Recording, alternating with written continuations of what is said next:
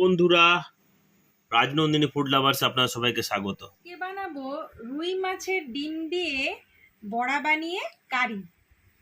রুই মাছের ডিম 500 গ্রামের মতো নিয়ে নিয়েছি, আর এখানে 4টে মিডিয়াম সাইজের পেঁয়াজ কুচি নিয়েছি। বাটা মশলা নিয়েছি, পেঁয়াজ, আদা, রসুন আছে। এখানে একটা বড় সাইজের গোটা রসুন কুচি করে নিয়েছি, কাঁচা লঙ্কা কুচোনো। এখানে একটু বড় সাইজের একটা টমেটো কুচি করে নিয়েছি, আর এখানে একটা মিডিয়াম সাইজের ক্যাপসিকাম কুচোনো। এখানে নিয়েছি 200 গ্রামের মতো বেসন, 100 গ্রামের মতো চিড়েটা একটু পাতলা পাতলা নিলে ভালো হয়। এখানে নিয়েছি হলুদ গুঁড়ো, জিরে ধনে গুঁড়ো, স্বাদ মতো নুন, 5 ফোড়ন, গোটা গরম মশলা আর গোটা কাঁচা লঙ্কা, কয়েকটা গোটা গোটা তেজপাতা। এই রুই মাছের ডিমটাকে আমি একটু হলুদ জলে ধুয়ে নিয়েছিলাম, আর একটা মিডিয়াম সাইজের বাটি নিয়েছি, এর দিয়ে দিলাম। এরপরে এর মধ্যে আমি যথেষ্ট পরিমাণে পেঁয়াজ কুচি দেব। এটার মধ্যে যত পরিমাণে একটু বেশি করে পেঁয়াজ কুচি দেয়া হলে কি হয়, এই মাছের ডিমটা যথেষ্ট টেস্টি। এর মধ্যে একটা গোটা রসুন কুচি, এই দেখুন পুরোটাই দিয়ে দিয়েছি। এরপরে এখন দেব স্বাদ মতো নুন, সামান্য পরিমাণে জিরে ধনে গুঁড়ো, আর সামান্য পরিমাণে হলুদ গুঁড়ো। যেহেতু হলুদ জলে আমি এটা ধুয়ে নিয়েছিলাম, সেই জন্য সামান্য পরিমাণে দিলাম। এখন আমি দিয়ে দেব 100 গ্রামের মতো চিড়ে। এই চিড়েটা একটু পাতলা হলে ভালো হয়। আর চিড়ে কেন দিচ্ছি, চিড়ে দিলে একটু বেশ মুচমুচে ব্যাপার থাকে। আর চিড়ে দিলে এই যে ডিমটা ভাজা হয় না, অনেক সময় কি হয়, তেলে দেওয়ার সময় অনেকে বলে যে মাছ ভাজার সময়, এই মাছের ডিম ভাজার সময় ফাটে। এই চিড়ে দিলে কি হবে, আর ফেটে এই চারদিকে ছিটকে আসে না, ওই তেলটা ছিটকিয়ে আসবে না, তো এই ভয়টা থাকে না। এরপরে এর মধ্যে আমি দিয়ে দেবো 200 গ্রামের মতো বেসন, আর নিয়ে নিয়েছি হিং। মাছের ডিমের কারি হবে আর হিং হবে না, এটা হয়? তো ওই জন্য মোটামুটি আমি 1 ঢাকনার মতো হিং দিলাম, যেহেতু অনেকটা পরিমাণে মাছের ডিম এনেছে রাজনন্দিনী বাবা, এটাতে হিং না দিলে মজা আসবে না। আর কাঁচা লঙ্কা কুচোনোটা দেখেছেন অবশ্যই, কিন্তু আমি কয়েকটা বড়া আগে করে নেব, তারপরে আমি কাঁচা লঙ্কাটা এর মধ্যে আমি দিয়ে দেবো, কারণ আমরা ঝাল ঝাল খাবো, আর বাচ্চাগুলো যেহেতু ঝাল খাবে না, সেই জন্য কয়েকটা আগে ঝাল বাদে তুলবো, তারপরে আমরা ঝাল দিয়ে খাবো। দেখুন সমস্ত কিছু পেঁয়াজ কুচি, রসুন কুচি, মশলা, নুন সব দিয়ে ফেলেছি। এরপরে এটাকে ভালো করে এইভাবে একটু হাতে চাপ দিয়ে দিয়ে দিয়ে ভালো করে, যেমন সে আমরা আটা মাখি না, এইভাবে আটা ময়দা মাখার মতো এইভাবে একটু চিপে চিপে মেখে নিতে হবে। এর মধ্যে কি হয়, একটু যে জল জল ভাব যেটা থাকে, সেটা এই চিড়ের মধ্যে ওটা অ্যাবজর্ব করে নেয়, মানে ওটা টেনে নেয়। আর ওই যে যখন আমরা বড়াগুলো ভাজবো না, তখন ওই যে ফট ফট ফাটে, অনেকে ভয় পায় না যে আমি মাছ রান্না করতে ভয় পাই কিংবা মাছের ডিমে, আর এরপর থেকে ভয় লাগবে না। কিছুটা পরিমাণে আপনারা চিড়ে দিয়ে দিবেন, ওটাতে কি হয়, একটা কুড়কুড় ব্যাপার হয়, একটু স্বাদটাও পাল্টায়, কেউ বুঝতেও পারবে না যে এর মধ্যে চিড়ে দেওয়া হয়েছে। একটু নতুনত্বভাবে আপনাদেরকে দেখালাম, আপনারা অবশ্যই বাড়িতে ট্রাই করবেন আর ফ্যামিলিকে খাওয়াবেন, ফ্যামিলির সাথে এনজয় করুন। আর অবশ্যই অবশ্যই কমেন্টে জানাবেন যে এই রেসিপিটা কেমন লাগে। এর মধ্যে দিয়ে দেবো সর্ষের তেল। এই বড়াগুলো সর্ষের তেলে না ভাজলে জাস্ট জমবে না, তো অবশ্যই সর্ষের তেল দিবে, বেশি পরিমাণে সর্ষের তেল দিতে হবে, যেহেতু বড়াগুলো ফ্রাই হবে। তো দেখুন এখানে তেল গরম হয়ে গেছে। এরপরে এই মেখে রাখা যে ডিমটাকে রেডি করে নিয়েছি, এবার ছোট্ট ছোট্ট করে আমি বড়াগুলোকে দিয়ে দেব। দেখতেই পাচ্ছেন ছোট্ট ছোট্ট সাইজের করে নিয়ে বড়াগুলো দিয়ে দিলাম গরম তেলের মধ্যে। আপনারা অবশ্যই বাড়িতে বানাবেন, ছোট বড় সকলেরই এই মানে মাছের ডিমের বড়ার যে কারিটা, এটা ভীষণ ভালো লাগে, আর ভাত তারপরে রুটি সবের সাথেই ভালো লাগে। তো এইটা এমনি ফ্রাইও খেতে পারেন, আবার কারি বানিয়েও খাওয়া যায়, তো ভীষণ ভালো লাগে। অবশ্যই অবশ্যই বাড়িতে বানাবেন আর ফ্যামিলির সাথে এনজয় করুন। তো দেখুন ডিমগুলো দেওয়ার পরে কি সুন্দর একটু ফুলে ফুলেও গেছে, তো দেখতে পাচ্ছেন দারুণ দেখতে হয়েছে, আর একটা খুব সুন্দর গন্ধও বেরিয়েছে। তো আমি একে একে এই দেখুন কি সুন্দর একদম বাদামি কালারের ফ্রাই হয়েছে, দেখতেই পাচ্ছেন একদম গোল্ডেন ব্রাউন কালার হয়ে গেছে। এইভাবে আস্তে আস্তে আমি প্রত্যেকটা বড়াই এই দেখুন সময় নিয়ে উল্টে পাল্টে ভেজে নেব, এরকম ব্রাউন কালারের করব। এই বড়াগুলো না এমনি ভাজাও খাওয়া যায়। তো অনেক বাচ্চারা কি করে, মানে এই গন্ধেই, মানে আমার বাড়ির বাচ্চাগুলো এই গন্ধেই চলে আসে, বলে মা কি বানাচ্ছ। তো অবশ্যই এরকম বেশি পরিমাণে একটু পেঁয়াজ, তারপরে এই রসুন কুচি, হিংটা মাস্টলি দেবেন। আর যারা ভয় পান যে না এগুলো বানালে ফেটে যায়, তেলে দিতে গিয়ে মাছ রান্না করতে গেলে ভয় লাগে, তো অবশ্যই এটার মধ্যে একটু চিড়ে মিশিয়ে দেবেন, তাহলে কখনো এইভাবে ফটফট ফেটে আসবে না আর ভয়ও লাগবে না, আর খুব টেস্টি হবে, একটা কুড়কুড় ক্রিস্পি ব্যাপার থাকে।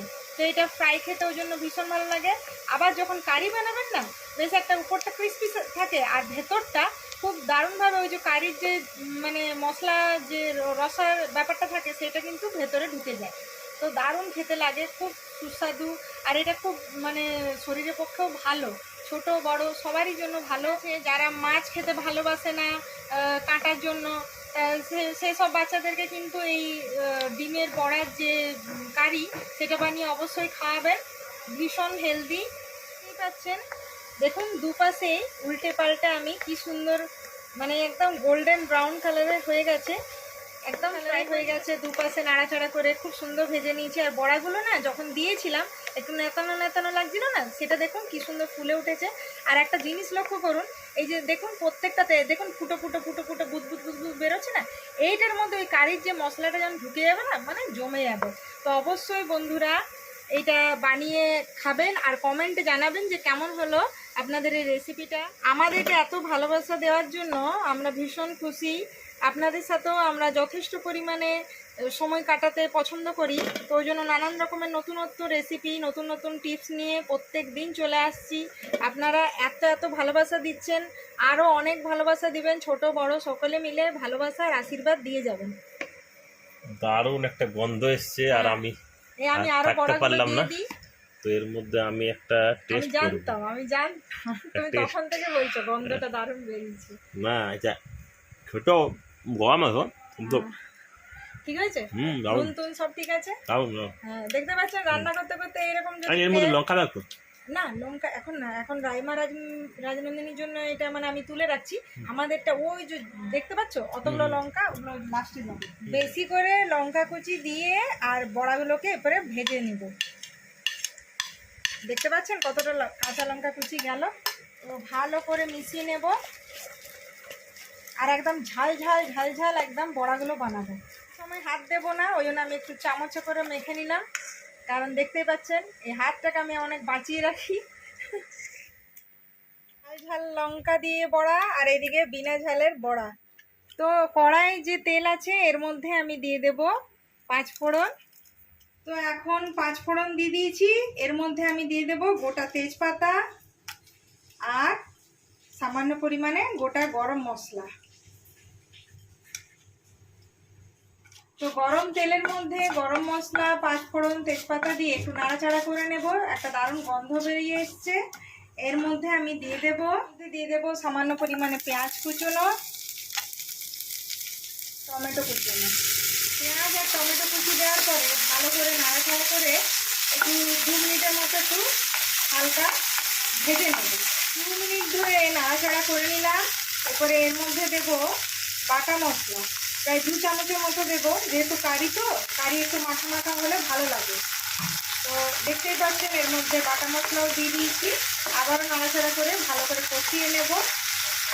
এখন আমি দিয়ে দেব এই কারির মধ্যে হলুদ গুঁড়ো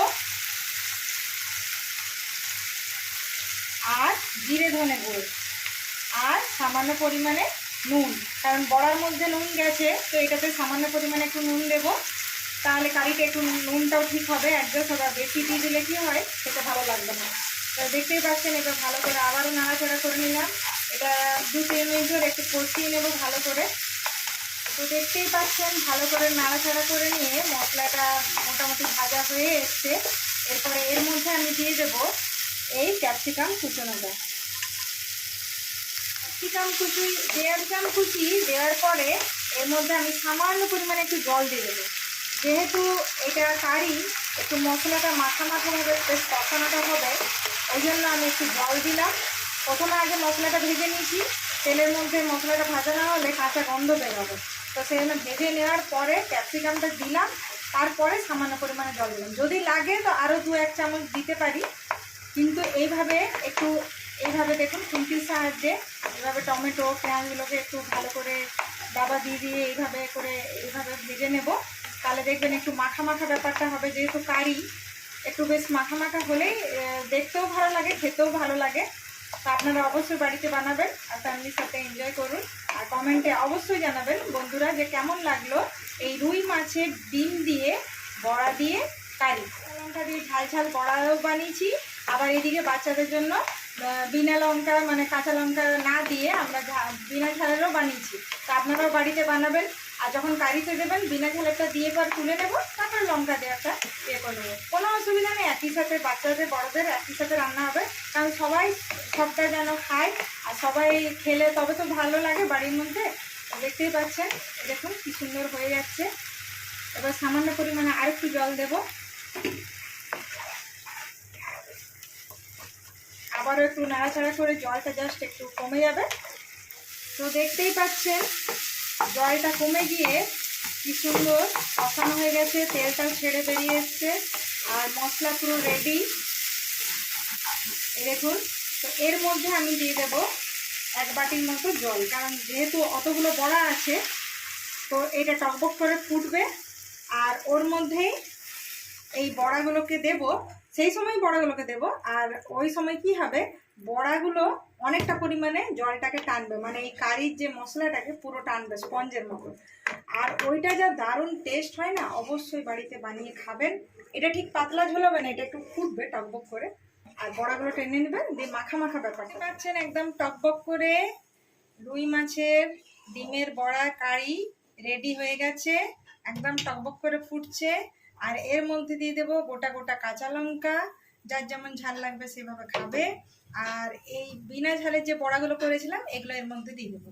এরপরে এই যে কারিটা বানিয়েছি না, একটু এইভাবে দেখতে পাচ্ছেন একটু বেশি পরিমাণে লাগছে। এগুলো কি হয়, এই কারির যে মশলার যে জলটা ওটা ওর মধ্যে ঢুকে যাবে স্পঞ্জের মতো, আর দারুণ লাগবে খেতে।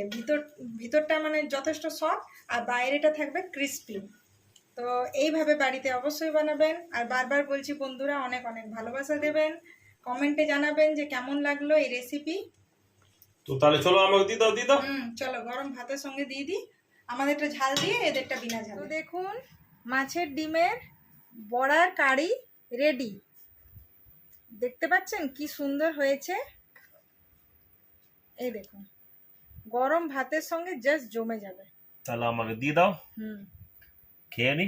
হুম